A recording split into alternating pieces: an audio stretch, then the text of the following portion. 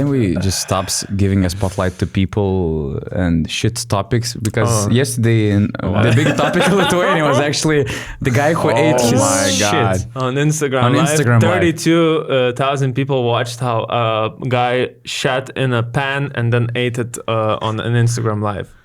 It broke the record, right? Because I did not watch the stream, but I read that it was a record viewership on a live stream. But is there any policy like of Instagram that you can actually eat your own shit? I actually reported that.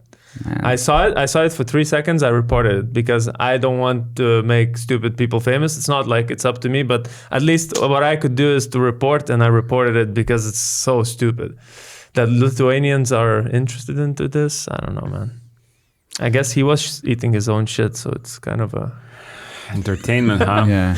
It's kind of hard not to click on that video, I guess. So now you're a fan. Now you're interested. I'm not a fan. But who ate shit more? That guy or Mavericks last night? Or the night before? Or Nico Harrison, right? We're talking in basketball, in the International Basketball Podcast, we're having my Bachas and Nico Harrison in one sentence. Yeah. That's amazing. That sounds about right. But that's life. That's life, fellas. This is a Q&A session. So the entire episode is available only for BN Plus members. But of course, we have a lot of questions about Luka Doncic trade, among a lot of other questions about the EuroLeague, NBA behind the scenes stuff and stuff like that. But again, this the YouTube members will see the only short part of the entire episode, so make sure to subscribe to BN Plus on basketnews.com/plus to get a full episode and also a lot of other extra features. Todd Warnick has been on fire with his roasting the referees articles, because it's been almost every day I see a new article and 20 clips attached to our agreement was game. Like one article per week, but like it's at least 2. And if Todd is hot, that means that the refereeing department is not. So that's the problem. So yeah, Todd's articles about officiating is also something great that we offer only for BN Plus members. And a quick shout out to our GM level subscribers such as Dave Gassman, Yunut Georgescu, and Kimon, and also our all-star members. AB Aksa, T-Wall-T21, Paris, Goldflake, Audris Bagdonas, Vidmantas Nolda, Kostas B, Coach Cook, Nick Kohek, Remarkas, Victory, Emilio 11, Jonas, Ben, G, Royd, Fumi, Nomikos. Thank you guys. And all the rest who are supporting us on BN Plus. So let's start straight from the questions. Boat, Gizzy, Kinana. Does this trade mean that there are no untouchable, untradeable players in the NBA? Or it's just Dallas GM being drunk on a Saturday night? And of course, there are some other questions. What the hell were the Mavs thinking trading Luka and stuff like that? Do we answer these questions, or do we just talk about the whole situation in general? No, we can start with the questions. I guess my take on like this question specifically about untouchable, untradeable players not being a thing anymore. I still think it's an exception to the rule. I mean, otherwise we wouldn't be talking about this, and the whole NBA community, even basketball community worldwide, wouldn't be talking about this trade if it wasn't an exception to the rule. Because it never happens like that you have 2 superstars, 2 all-NBA players just traded straight up without any notice from before, without them knowing that they're going to be traded. It's just unprecedented, and I think also, this question includes statement Dallas GM being drunk on a Saturday night. I would highly doubt that Nico Harrison actually made this decision on Saturday night. I feel like this has been brewing, building up ever since. I thought that you're going to say that I doubt that Nico Harrison made this decision being sober, not drunk, actually. We can argue that, but I'm just saying that, he's been there 4 years, ever since he took over from Donnie Nelson. He came in with Jason Kidd. I feel like he's seen something in the last 4 years that he was brave enough to make such a bold decision. And I feel like it wasn't a Saturday night thing. So he revealed that, him and Rob Pelinka were talking, they started having basketball conversations, I guess, about this deal a couple of weeks ago. They were trying to work it out. And because he was talking only to him, only to one team, I think... Which is weird. One of the weirdest things actually about this trade. How can you talk with one team when you have Luka Doncic on the table, and you get Anthony Davis and guys. I guess because it's more confidential that way. So once you start speaking to multiple teams, the information will get out that kind of Luka is on the trading market. Yeah. I know, like, maybe that doesn't mean that other teams are now gonna have access to actually have trade talks, but in general, I maybe get it was when you're like talking with OKC about Shea for Luka. Then I'm fine with only a single person I'm talking to, but we're talking about Anthony Davis and this particular package that they received. And Nico Harrison was closely linked to Lakers before, right? So there's a personal connection. And Pelinka, they had a relationship from before, from Nike. No, but the best trying to explain the situation, like Nate Jones had, I think he's an agent in NBA, and he's saying, the thing you mentioned, if the word gets out that Luka is on a trading block, then Luka says that in 1.5 years, when my contract finishes, I'm going to sign only with that team, one team where I want to be. He doesn't have a no trade clause now, but he basically can say that I'm not re-signing with any other team. Then I don't know, insert the team's name, and then that team holds all the power, and Dallas doesn't have any, and probably they don't get a better deal, but. Great explanation, but I still think you could have done a better job. Like, you could have signed Luka Doncic to a new contract extension. Like, just wait a little bit. Just, you hate Luka. It's obvious. Like, you hate his habits, you hate his shape, you hate the way he eats, he drinks, and does all that stuff. You don't like that. That's why you traded him. So, but you can wait. You signed a new 5-year extension, full max extension, because now he lost $100 million. You wait for that, and then you are like, okay, we are trading Luka. And because he has like a 4 or 5 year deal, you get incredible return, way better return than you get now. And I was super surprised because, okay, you kind of have a nice roster, which I don't believe can win a championship, because Kyrie Irving on that team is now alone a creator. And it's like you are sacrificing just 2-3 years of contention when you could have had like 2-3 years more of Doncic, or 1.5 more of Doncic. You are a contender, and then you have, because of that trade, you have another 6 or 7 years. And Nico Harrison is like, yeah, me and Jason Kidd is not going to be there in like 10 years, so we don't care about that. Like, how did the owners approve this? That's the thing. That's what I don't understand. It's not only about Nico Harrison.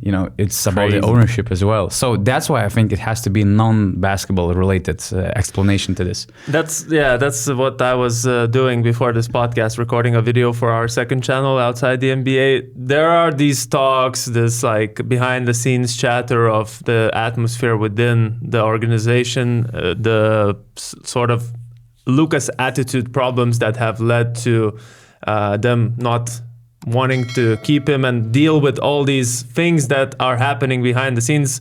Even that infamous moment with the beer, remember, after making the NBA Finals. So, like, I made a video on these I even real think reasons. it has to be more. I'm like, if 1 or 2 weeks later we'll figure out that Luka had some criminal records in Dallas, that would be my explanation. Okay. I don't care about habits. I mean, a lot of guys, I believe a lot of NBA superstars also have some habits for sure. that the ownership, the GMs don't like. You have to live with it, because at some point Luka will change his habits, and then he might become one of the greatest players ever that ever touched the basketball. So, I mean, you have to live with that. So, I mean, it has to be non-basketball related completely. If Luka doing something really bad in Dallas, I don't know, maybe Nico's, family members were taken as hostages or whatever to make that move. Or I read actually a more rational explanation that the new owners aren't that, let's say, invested in basketball, and they have some other businesses to do in Texas, and because they're facing some issues over there, they might actually try to make this team so bad that there will be a real threat to move the club to Las Vegas. Because then it will be easier to realize their I don't know if this business is the more goals rational with the casino and stuff. So, I mean, this is the most rational non-basketball explanation that could exist probably in this whole weird situation. Other than that, I don't know. I mean, it's It's super weird. But from one point, I you know, as good as Luka is, you know, and if it's like his conditioning, his attitude, his bad leadership, all those things, because we even made a couple of videos. We highlighted that, like after Game 3 in the finals. I think we made a video. I feel like we've only been making videos from a negative angle on Luka Doncic for the last 2 years. Yeah, lately. Yeah. Because you have made all the good videos before. Yeah. Because he has won the Eurobasket, he won the EuroLeague MVP at 18, made all NBA teams, blah blah blah. But lately, his you know, conditioning, his shape, his it's like, you know, attitude towards the refs. Like how many times we have talked about it. We didn't see any change. Yeah, we didn't see any change. You're not seeing a change, and I think it's gotten even worse in the last years because he's getting older. Maybe you know, he's a huge superstar, huge global superstar right now. He thinks he deserves every call that is possible. So it could be only this reason, but still, with everything that he's doing, it's Luka Doncic, man. If you're getting like a lot of first-round draft picks in return and some young up-and-coming star player, then that's okay. I actually respect that and I support that decision, and I see it going through the ownership as well. But speaking about this situation, like, I mean... This is where Dorsal Racing's question kind of comes in. What do you think is a long-term plan for both Mavs and Lakers with this trade, essentially? So, I mean, for Lakers, probably you can't think of a better case scenario. You get a 25-year-old who literally made 5 All-NBA teams, let's call it, nominations. Just made the finals on bad conditioning and on one knee, basically. We're talking about the issues of this Luka Doncic version of this Luka Doncic, but this guy was the favorite to win the MVP before this season started as well. Maybe the season hasn't turned out the way that everyone expected. But anyways, a no-brainer. You build around this star. LeBron retires. You have the you have a post-LeBron plan. You're set. You're all good, and that's the main thing that I wish for Luka. Actually, I hope that he will take it as a huge motivation, because you mentioned that so many times we try to emphasize those bad things that keep Luka from being the greatest in the league right now and maybe historically. So I really believe that, knowing how competitive he is, he will take it, you know, personally, and he will do a change, because at some point he had to make this change, and I was actually afraid that the big injury might force him to make that change. I'm happy that he didn't suffer an injury that could impact his longevity in the league, but this trade, this disrespectful trade, I would say, might force him to make this off the court change, and then, you know, years later we're gonna talk about this crazy scenario that turned Luka from really great player to the best to play in the league. It'll be like, now I saw these pictures of the former Dallas Mavericks players, Luka, Porzingis, and Brunson, and now they're all in these 3 big market teams, biggest teams in the NBA. But anyways, I was just gonna add to what you were saying. Also, think about, I said this in the video as well, you think about LeBron being in Lakers as someone who's like redefining what longevity is in the NBA. Exactly. You see that example. He is your probably favorite player from the NBA as well. You see him as an authority.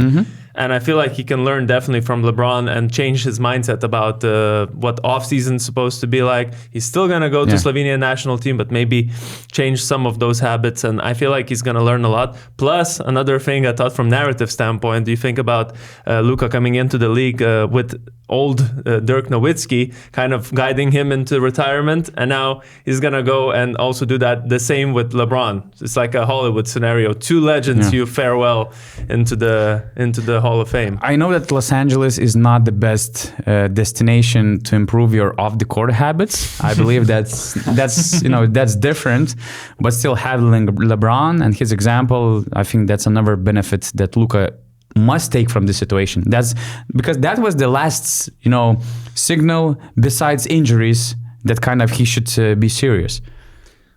To me, it's just how the Lakers are always getting the best players, like cheating. I would call them cheaters. Like working for Lakers is just, I know it's probably the most pressure out of all NBA teams, like Knicks, Lakers. Celtics, yeah. But you can just always be like, hey, we want that player, that one of the top 5, And somehow, some way, it ends up on your team because it's LA, because it's a historical franchise, and you just now you can look at what players they had. Like they had Shaq, they had Kobe, they had LeBron. They had all the best players. Their all-time team is so stacked now. No, Luka even Doncic. even before yeah, the 2000s. Wilt, Magic, like you go and no, there's no. There were years where they had, ridiculous rosters for a couple of years, but now they will have Luka for another 10 years. Now he's 25, so I think we'll see if even if he doesn't improve his conditioning, he can play another 10 years easily and be the face of the Lakers. But hey, Josh Hart, Brandon Ingram, and Lonzo Ball converted into one NBA title. And now Luka Doncic. That's how you make deals. Yeah. And I guess now we need to ask what the Mavericks have as their long-term strategy with this They trade. don't care about long-term. Hey, you could have had even if you don't like Luka Doncic, as I mentioned, you could have been a contender for like 10 years. You could have set up your future with 6-7 first-round picks, just like OKC. Mikal Bridges trade, KD trade. Yeah, but those guys had longer contracts left, so they value more in terms of picks. But still, as I mentioned, you could But those guys, for example, KD's 35, Luka's 25. Yeah. It's just it is really Rudy ridiculous. Gobert trade. What was that? Like 10 picks as well. By the way, Minnesota went to the West Finals. Decided to blow up their team. I did not understand that. And now look how they are playing this season. And Dallas went to the NBA Finals last season from the Western Conference. Decided, bro, we don't like Luka that much. We're not good. Yeah, we have to instead of 10 years being there. We don't believe we can win with Luka. We believe we can be in the finals, West Finals maybe.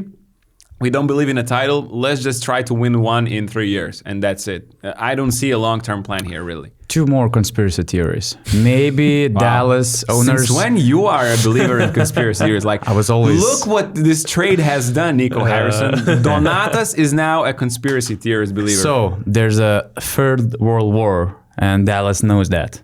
So they want to win now. You are going really far. They want to win now because, as Nico Harrison said, nobody will care about it. It's over.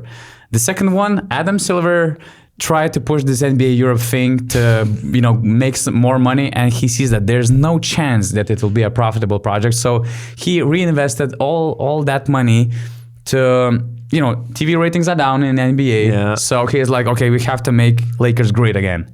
So he kind of paid Nico Harrison to make this crazy trade, as well as the Dallas ownership, and he just made Los Angeles on the map again. Yeah, I believe more in the first one.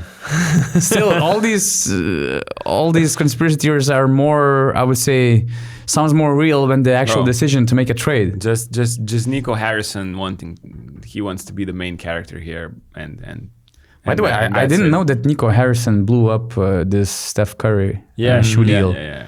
For those who don't know, he was at Nike when they were trying to recruit Steph, and he called him Seth during the meeting, and he actually put KD's... I didn't know this part. He put Kevin Durant's pitch presentation talking to Steph Curry. Oh my God. So maybe it was just his blackout, another blackout in his career. I don't know.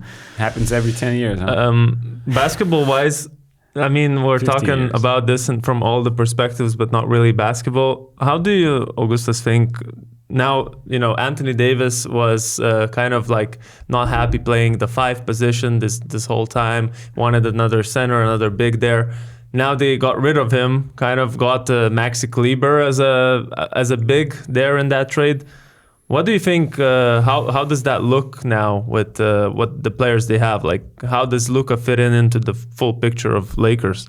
For the Lakers? Yeah. Oh, I think they're not done for sure because a team with Luka, a lineup with Luka, LeBron, and that front court that you have is going to allow 170 points in the regulation. So they badly need a center. They needed a lot of players. I don't think they're going to be like contending. Yeah, this they're year. not thinking about the season. You think basically? No, but they are sure for the next 10. Like this is a great starting point. I mean, they probably. I mean, LeBron said that he's committed to stay in LA because I had some initial doubts about that. But LeBron said he's committed to stay this season in Los Angeles. And so I think they're going to definitely make a move before the trade deadline in a couple of days. They're trying to get a center. And they will see just where they can go from there. I guess because Jackson Hayes at center is... The rumors of Valanciunas joining would be not great for this defensive not anymore. Not anymore. They're allowing 200 if they The sign biggest Giannis. loser of this trade in Lithuania probably was Jonas Valanciunas, actually. Yo, he's like, yeah, I'm not going to Man, this Washington team. Okay. Any other questions? Let's turn the situation to be more relatable to the EuroLeague fans. Great question coming from Spiros374. If EuroLeague teams were able to make trades like in the NBA, which teams could shock the Europe with a trade between them, just like Luka Doncic trade did? This was just a short preview of the whole Q&A podcast that is available for only our BM Plus members. In the episode, we reviewed all the conspiracy theories surrounding the Luka trade, also looked at a potential EuroLeague dunk contest, some off-season and in-season transfers that we thought were the best, and also spoke about Fenerbahce's recent winning streak. So if you want to listen to all of that, make sure to subscribe to BM Plus by visiting basketnews.com/plus.